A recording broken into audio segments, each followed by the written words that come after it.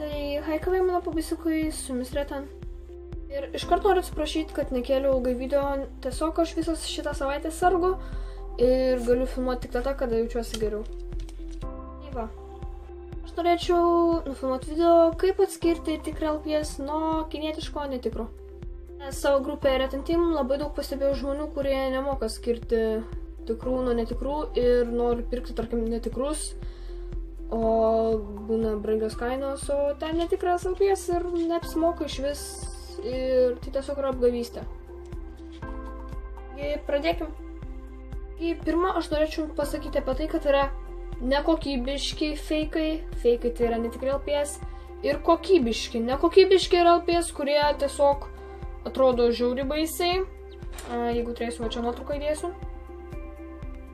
Jie būna su kryvom akim, nusilūpęs, sulankstyti kažkokie, žiauriai smirdi. Ir pas jos nesisuka galvo, tiesiog va taip va sukinėjasi, bet jinai nekliba. Jinai va taip va nedaro. Tai tiesiog į vieną pusę, į kitą pusę, o kad jinai judėtų, nieko tokio nėra. Yra kokybiški netikri LPS, tai yra pas jos galva klyba, jie ten viskas normaliai atrodo, nudažyti, būna kartais, pasitaiko tokių šlikštynų. Bet taip, tai nudažyti būna labai gerai. Ir didžiausias dalykas, kad žmonės dažniausiai jų negali atskirti. Kaip anuos nekokybiškus, net neprofesionalas, galima sakyti, atskirs, o va tos va kokybiškesnius atskirti yra sunku. Kurie antiek vienodi, antiek gerai nudažyti, antiek panašus, kad tiesiog neįmanoma atskirti. Jie yra kokybiški, bet pirkti jos už $20 iš AliExpress ar eBay ar dar kažkur yra iš vis neapsimoka.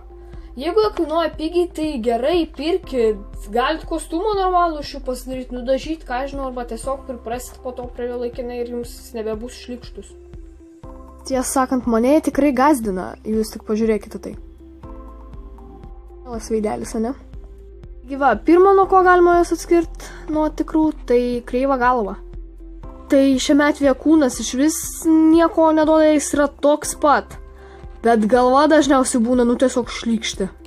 Rimtai, jinai atrodo žiauriai baisi. Jinai kažkokia suplota, ar ką žinau. Jinai žiauriai baisi.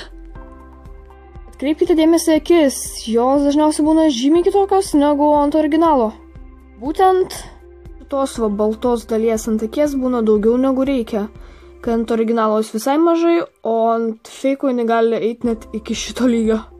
Bent jau mano pastebėjimas. Aš parašiau kelias nuotraukas, kurios jums padės palyginti netikrus nuo tikrų.